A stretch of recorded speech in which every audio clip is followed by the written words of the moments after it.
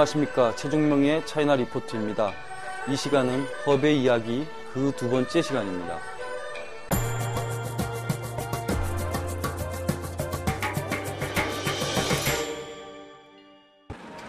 허베이의 창리에는 제스산이 있습니다.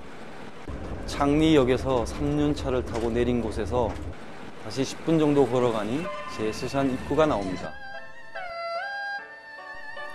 입구를 따라 들어가면 불교사원 쉐이엔스가 보이는데 공사 중이라 번잡합니다.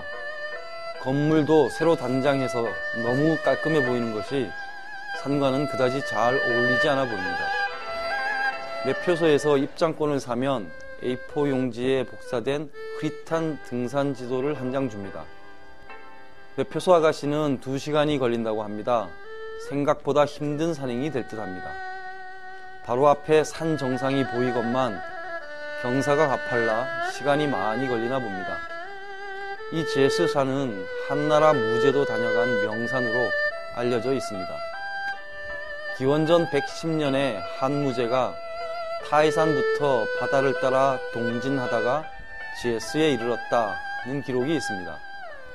서기 207년에도 위무제인 조조가 지금의 차오양 지방을 정벌 하고 돌아가는 길에 이 산에 머물렀다는 기록이 있습니다.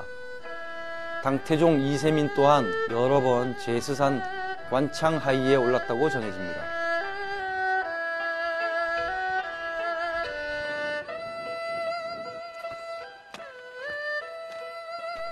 이름난 산들이 대부분 그렇듯이 초입부터 바위마다 서해 솜씨가 난무합니다. 바위에 새겨진 붉은색과 노란색 한자들이 곳곳에 출몰합니다. 올라갈수록 정말 가파른 산이라 생각보다 힘이 듭니다. 바위에 새겨진 글씨들을 한자 한자 보면서 서서히 오르다 보니 시간도 많이 걸립니다. 하지만 산을 오를수록 전망은 점점 넓어지고 멋지게 변합니다. 거대한 바위를 깎아 계단으로 만든 고갯길은 해탈령이라 합니다. 천문제일이라는 길도 있고 입승이라 새겨진 바위도 나타납니다. 정말 신선이 되어 하늘을 오르는 듯 합니다. 고개 하나를 오를 때마다 새롭게 펼쳐지는 광경도 신비롭습니다. 산 중턱에는 조그만 정자가 있고 약간 더 아래쪽에는 조조가 바다를 지켜봤다고 하는 관창하이가 있습니다. 또한 기록과는 달리 이곳에서 바다는 보이지 않고 멀리 호수가 보입니다. 대학생 10여 명이 떼지어 정자에 모여 있습니다. 그중 몇 명이 산 정상까지 올라갔다가 내려오는 길이라고 합니다. 정상에서는 바다가 보이냐고 물었더니 당연하다는 듯 보이지 않는다고 합니다. 다시 정상을 향해 올라가니 엄청나게 커다란 암석 하나가 나옵니다. 암석 가운데에 파시엔타이라고 쓰여 있어서 가까이 가서 보려 하니 바람이 세차게 불어 날아갈 듯 합니다. 산불이 났었는지 온통 새카맣게 변한 곳이 많고 바위마다 불조심하라, 절대 불을 피우면 안 된다라는 글자들을 새겨놓아 명산의 이름에 먹칠을 하고 있습니다. 쓰레기도 많아서 정말 이 길이 정상에 이르는 길인지 의심스럽습니다. 경사가 거의 60도가 넘는 가파른 길을 엉금엉금 기어 올라가니 2평 남짓한 정상입니다. 세찬 바람 때문에 똑바로 서지도 못하고 바위에 겨우 걸터 앉아 주변을 살펴봅니다. 그 옛날 중원과 북방의 민족들은 이곳을 경계로 치열한 전쟁을 치렀을지도 모릅니다. 이 제스산 부근이 옛 고조선의 영토일지도 모른다는 내용을 다룬 책을 본 적이 있는데 사실 여부를 떠나 우리 민족이 이 산 아래의 평원에서 말을 타고 내달리며 창으로 싸우던 시절을 상상해 봅니다. 역사과 교수 한 분이 제스산에 가면 조선이라 새겨진 바위가 있다고 했는데 아무리 찾아도 보이지 않습니다. 그래서 다시 관창하이에 들러 살짝 한자로 조선이라 써놓고 내려왔습니다. 산에서 바라본 호수를 지나 역 앞으로 돌아가 다음 행선지인 친황다오행 버스를 탔습니다.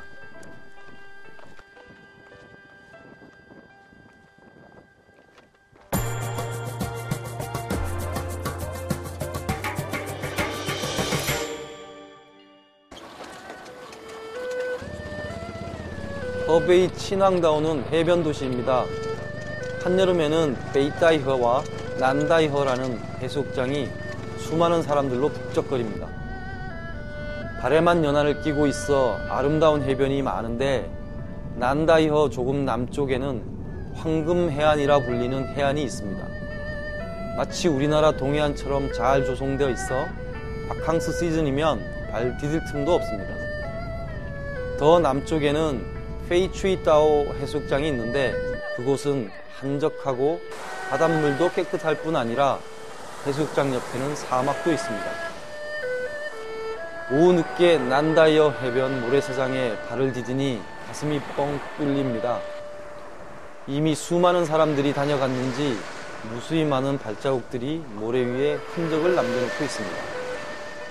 바다 한가운데에 있는 섬을 오가는 케이블카가 운행을 마치려고 하나 봅니다. 바다 위를 날아가는 케이블카를 보니 빨리 타고 싶어집니다.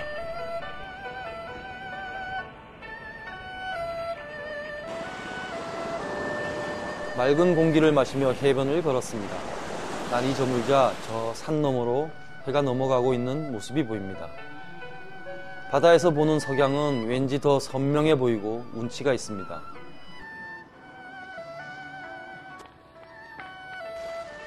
호텔도 많고 아파트형 콘도도 많습니다. 한여름 성수기를 위해 계속 짓고 있고 분양을 알리는 현수막도 거리마다 나부낍니다. 저녁 시간이 되자 해변가 식당마다 불이 하나둘씩 켜지기 시작합니다. 싱싱한 해산물을 아주 싸게 먹을 수 있는 곳입니다. 수조 속에 있는 조개, 바닷개, 새우, 물고기들이 아주 먹음직스러워 보입니다. 중국은 날 것을 잘 먹지 않고 삶거나 데쳐 먹습니다. 맥주 한 잔을 곁들여 몇 가지 종류의 해산물들을 주문해 맛있게 먹었습니다.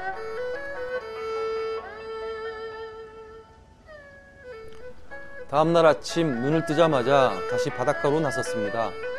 이른 아침이어서인지 밤이면 북새통이던 티엠마 광장 앞은 인적 없이 한산합니다. 밤새 청소도 마친 뒤라 도로도 먼지 하나 없이 깔끔합니다.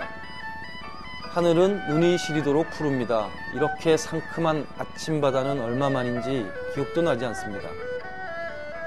햇살이 다소 강하긴 해도 바닷바람과 파도소리는 마음을 들뜨게 합니다. 모래사장으로 가면 이른 아침인데도 사람들이 나와 있습니다. 모래톱 위에서 조개를 잡는 것인지 모래를 파기도 하고 모래 위에 그림이나 글씨를 써두기도 합니다. 1시간가량 모래사장 위를 걷다가 또 앉았다가 하면서 한껏 여유를 부렸습니다. 시원한 파도 소리를 따라 바다 한가운데로 시선을 두니 멀리 섬 하나가 보입니다. 바로 쉔루어따오라 하는 인공섬입니다. 해안에서 약 1km 떨어져 있으며 1만 평방미터 규모입니다. 섬까지 가는 케이블카는 중국에서 몇 안 되는 바다 위를 날아가는 케이블카라고 합니다. 케이블카가 움직이기 시작합니다. 몇 년 전에도 이 케이블카를 탄 적이 있었습니다. 오후 늦게 갔다가 돌아오는 길에 봤던 환상적인 노을이 떠오릅니다. 이번에는 상쾌한 아침 공기를 마시며 바다 위를 날아갑니다. 이번엔 또 어떤 재미가 있을지 기대 만발입니다. 8시부터 운행을 시작한다고 합니다. 표를 끊고 잠시 기다리면 섬 안에서 일하는 사람들이 먼저 타고 갑니다. 2~3명씩 줄을 섰다가 빠져나가더니 곧 하늘로 솟구치기 시작합니다. 나는 일부러 혼자 탔습니다. 혼자 타야 자유롭게 하늘을 나는 듯한 기분을 만끽할 수 있을 것 같아서였습니다. 괜히 중국 사람이랑 함께 탔다가는 분명 어디서 왔냐? 너 중국말 좀 하네. 여행 혼자 왔냐? 뭐 이런저런 질문에 답을 해야 하고 그러다 보면 바다 위를 날아가는 감미로운 비행을 방해받을 수밖에 없을 것입니다. 신선의 선자와 소라의 라자로 지은 이름의 섬 쉔루어따오를 향해 가는 케이블카의 비행은 온 사방을 다 둘러봐도 멋지고 환상적입니다. 노를 저어가는 배를 공중에서 보는 느낌도 색다릅니다. 섬으로 다가갈수록 점점 뚜렷하게 보이는 섬 안의 거대한 번지점프 시설, 유람선, 식당, 공사 중인 노동자들의 모습 등이 흥미롭고 재미나기도 합니다. 케이블카를 타고 약 15분 정도면 섬에 도착합니다. 섬 안에는 분수대가 있고 그 한가운데에는 인호와도 비슷한 자태로 서 있는 선녀와 소라의 조각상이 있습니다. 이 조각상의 이름은 소라선녀라는 뜻의 하이루어 센즈입니다. 인간 전설에 의하면 이 소라선녀와 어부 사이에 로맨틱한 사랑 이야기가 전해진다고 합니다. 그래서인지 분수에서 물이 뿜어져 나오면 소라선녀가 마치 살아있는 듯 생생하게 살아날 것처럼 보입니다. 섬 주위를 둘러보니 나룻배 하나가 파도를 따라 조금씩 움직이고 있고 유람선도 서서히 운행을 시작하려고 합니다. 건물을 더 지으려는지 공사 현장에서는 많은 노동자들이 일을 하고 있습니다. 바로 그 옆에는 높이 70m에 이르는 전망대가 있는데 번지 점프를 할 수도 있습니다.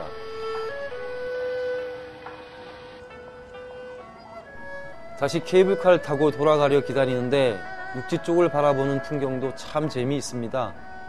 멀리 떠났던 새가 육지로 되돌아가기 직전의 기분과 비슷할지도 모른다는 생각을 해봅니다. 해변가에는 어느덧 사람들이 점점 불어나고 있습니다. 시원하게 불어오는 아침바다의 바람을 맞으며 하늘을 날아오는 듯 멋진 비행을 한 난다이어를 오래도록 잊지 못할 것입니다.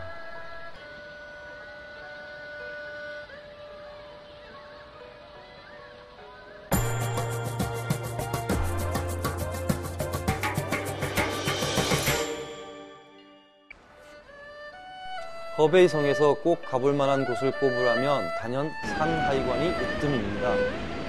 시간이 없어서 택시를 타면서 멍장미아우를 보고 난 후 라오롱터까지 데려다 주기로 운전수는 약속했습니다. 그런데 약삭빠른 운전수가 데려다 준 곳은 멀리 떨어진 멍장미아우가 아닌 라오롱터 바로 옆에 창청치관위엔이었습니다.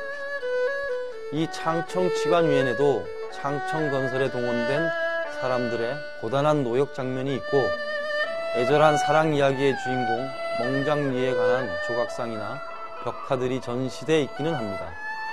그러나 만리장성을 쌓다가 죽어간 사람들의 고통을 나름대로 표현하고 있다 해도 어설퍼 보여서 그다지 사람들이 많지는 않습니다. 그래서 전시질마다 불을 껐다가 관람객이 들어서면 불을 켜주곤 합니다. 택시 운전수는 친절하게도 자기가 티켓팅을 도와주겠다고 합니다. 나중에 한 사실이지만 라오롱터 후문에 내려주더니 유람선 타는 비용이 포함된 티켓을 사준 것이었습니다. 그러니까 이것도 당한 것입니다. 배를 타지 않으면 더 싼 티켓이 있습니다. 아무리 관광지라고는 하지만 이렇게 완전히 2번이나 속은 것은 산하이관이 처음이자 마지막입니다. 하여간 라오롱터 정문으로 들어오면 보기 어려운 테너궁이 보입니다. 바다와 가장 가까운 곳에 있는 대신 마조의 사당인 것입니다. 마조는 중국 남방인 푸젠성의 명문 귀족 출신의 여장부 임묵을 말합니다. 바다의 신으로 불리며 중국 민간 신앙에서 추앙받고 있어 전국적으로 수많은 테너궁이 있습니다. 이곳도 바닷가인지라 모래사장도 있고 해변을 따라 승마를 할 수도 있습니다. 유람선을 타고 한 바퀴 돌 수 있지만 서둘러 라오롱터우로 갔습니다. 라오롱터우는 그야말로 만리장성의 시작이라 할 수 있습니다. 바다에서부터 쌓기 시작한 산하이관 창청의 출발 지점이며 서북쪽 자위관까지 연결되는 멀고도 먼 방어벽의 동쪽 끝자락인 것입니다. 라오롱터우는 푸른 하늘과 파란 바다 그 자체였습니다. 깃발들이 바람에 휘날리며 멋진 풍광을 자랑하고 있습니다. 명나라 시대에 처음 세워졌는데 청나라 강희제와 걸륭제 때에도 다시 손을 본 것이라 합니다. 라오롱터우 안으로 들어가니 맨 끝에 찡루타이가 있습니다.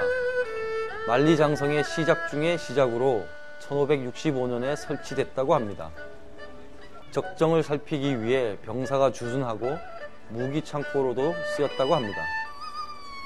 만리장성이 시작되는 라오롱토는 용의 머리라는 뜻입니다. 용의 머리라니 만리장성을 용이라 생각했나 봅니다. 정말 길고도 위대한 것이 용이라고 한다면 이보다 더 적절한 말은 없지 싶습니다. 얼마 후 만리장성의 서쪽 끝자락인 자위관에 올라 라오롱토우를 생각했습니다. 그러나 자위관에는 용의 꼴이라는 이름은 그 어디에도 없습니다.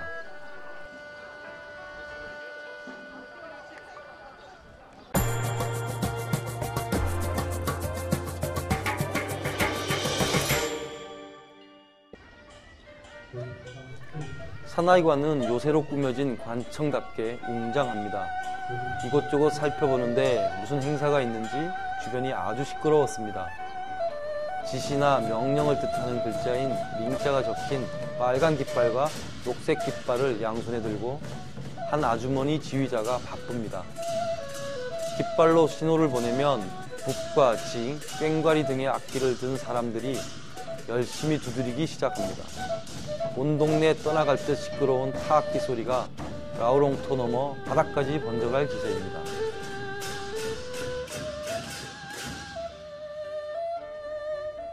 옛날 그대로의 모습으로 관청을 꾸며두고 있습니다. 관청은 대부분 장수들의 가옥을 겸하는 경우가 많아 부엌도 있고 잠자는 방도 있습니다. 우물도 있고 마구간도 보입니다. 감옥도 있으며 해전을 하던 선박도 하나 전시하고 있습니다. 병영의 이름은 용무영입니다. 그 앞에는 창을 든 보초병 2명이 나란히 서서 감시하고 있습니다. 물론 조각상 병사입니다. 병사들을 훈련하는 지휘부인 장대도 있고 작전회의하는 모습의 조각상도 있습니다. 작전회의 중인 조각상 뒤로는 맹호 한 마리가 걸려 있습니다.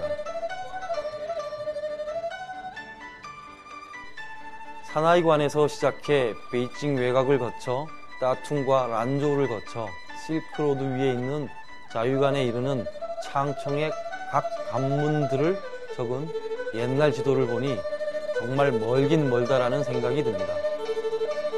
관청을 공격해오면 어떻게 싸울 것인지를 보여주는 공방도도 흥미롭습니다. 밖으로 나오니 초등학생들로 보이는 아이들이 제잘거리며 놀고 있습니다. 눈빛이 맑고 귀엽게 생긴 아이 하나가 눈에 들어와서 말을 붙였습니다. 너무 수줍어해서 공연히 미안했습니다. 그래서 가지고 다니던 한국 문양의 책갈피를 주니 고맙다며 받고 난 후에야 웃는데 그 모습이 너무도 해맑아서 기분이 좋아졌습니다. 산하이관에서는 택시기사들과 한 공산당원 때문에 조금 짜증이 나긴 했습니다만 정말 오래전부터 와보고 싶었던 라오롱토와 산하이관 관청을 다 보고 나니 온 보람이 느껴졌습니다. 아이들에게는 우리나라의 상징을 선물로 주고 그 해맑은 미소까지 담아 더욱 기분이 좋아졌습니다. 감사합니다. 이번 시간엔 여기까지 하겠습니다. 다음 시간엔 랴오닝에 대해 이야기합니다.